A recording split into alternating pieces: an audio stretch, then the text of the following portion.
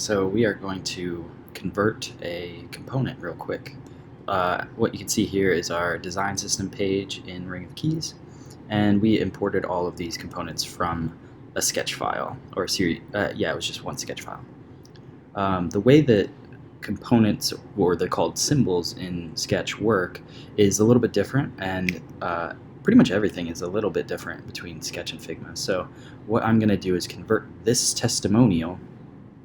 You can see there's a mobile version and a desktop version. I'm going to turn them into a variant set. So that's a set of components that can be referenced to each other, and they just change based on parameters, so that we don't have to have two separate components. They can be just one. So you can see our designer was really good about naming stuff carefully, but Figma allows us to do something even better, which is getting this to work correctly.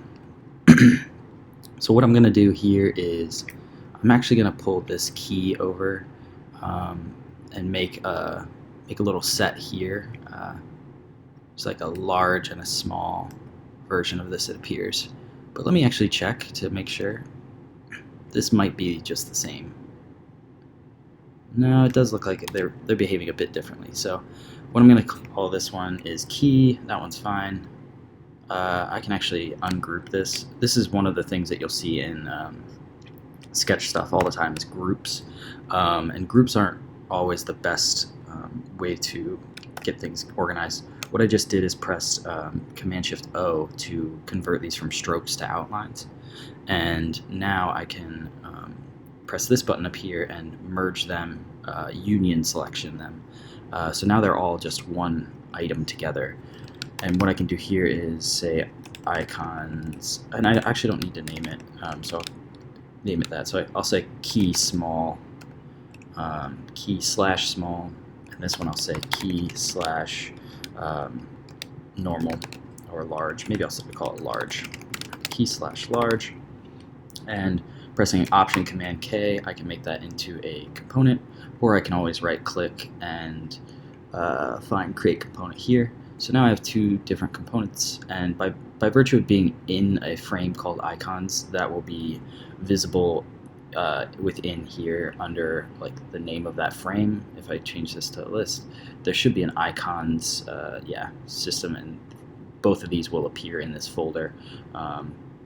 There we go, /icons/icons. These need renamed, but we're going to do a little bit better and combine them as variants. Now they are joined together by this property, so we can say size, large and small. Default is going to be large. Whichever one is the top leftmost component in a variant set is the default. So now we can go about making this into a little bit better of a component. So you'll see that we have a line here that I don't think we need. I don't think your eyes even register it as a line, so I'm going to get rid of that. Element, brand, color, rust. I think this is a square, like just a rectangle, which we don't need. We can take this color though.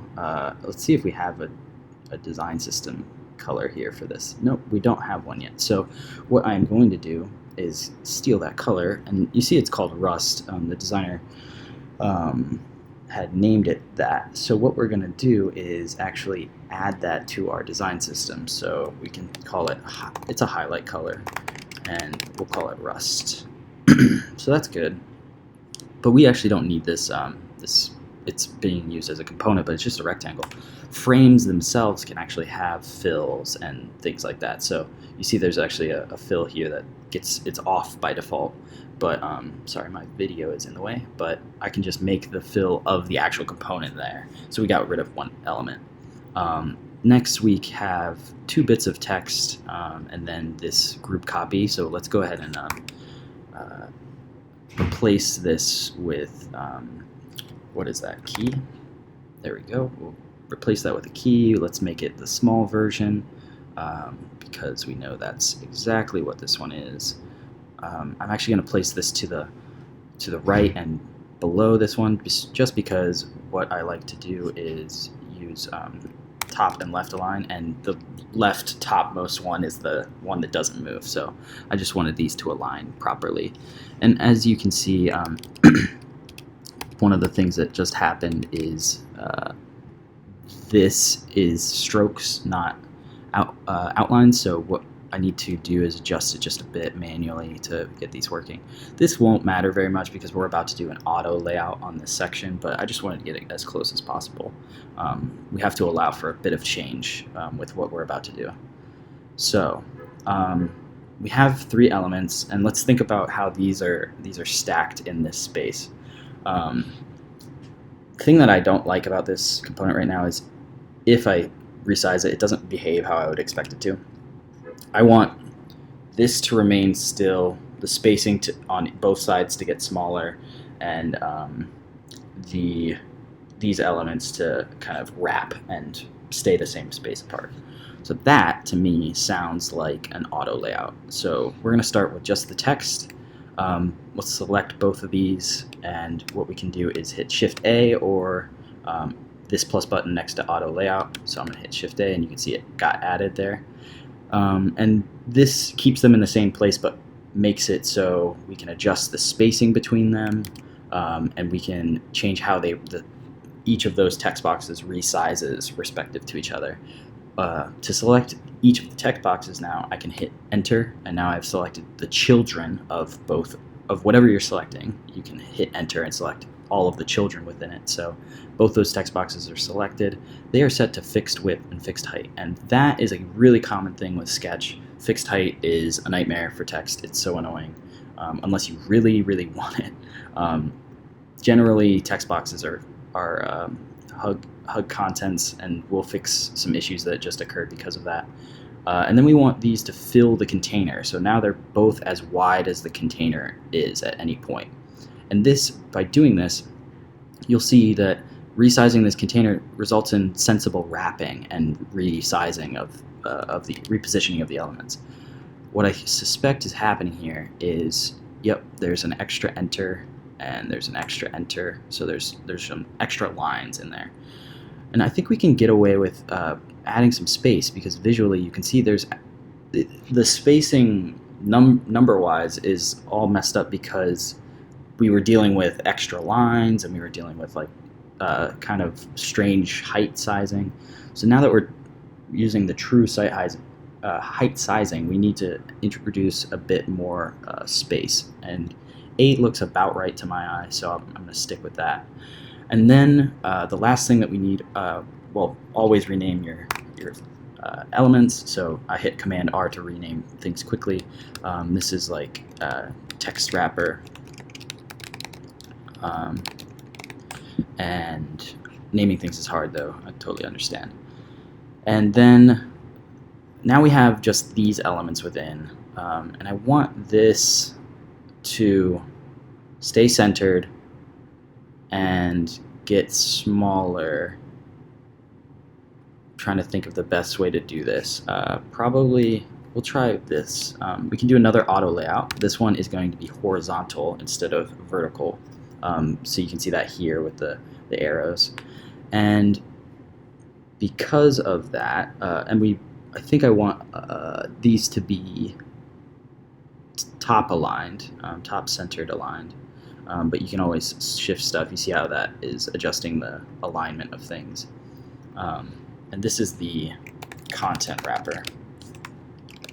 And I'm not completely sold on this, but what I'm trying to get at is I want a consistent like resizing behavior, and I think I'll be able to get this. So that text wrapper was fixed width, as we saw, because it was wrapping 2 elements that were just gonna get as wide as they needed to be. So what I want now is for that to be fill container, and now we see that this is now fixed width. And now we have this auto. This is fixed width already, so we're good. This will just stay as is forever. But I'm interested in what happens to this thing overall, this content wrapper, as we resize this. As of right now, it's fixed, so it won't do anything intelligent. What I want it to do is be left and right constrained, and then center constrained vertically. So you can do that. You can mess with those. These are constraints, and these you can think of them as pins on either side of whatever the parent container is. So now that this thing is left and right and centered, if I make it taller, it stays in the center. If I make it smaller, it gets smaller. And that, in effect, is giving us consistent spacing on either side. So now this behaves pretty much exactly how I want it to. I'm just going to make sure it's centered vertically and horizontally, and we have our testimonial. The last thing that I'll do this off camera, but we will take this, we can rename this to desktop. I'll just show the variant process for now. Mobile, and we will combine these as variants. And now we can actually name this testimonial. And what I like to call this property that is the difference is device width, because that's really what we're changing. Is when the device width changes, we want to go from desktop to mobile. I'll make this component behave as well as the other one does, but that's the overall process for converting a component from Sketch to Figma norms. Thanks.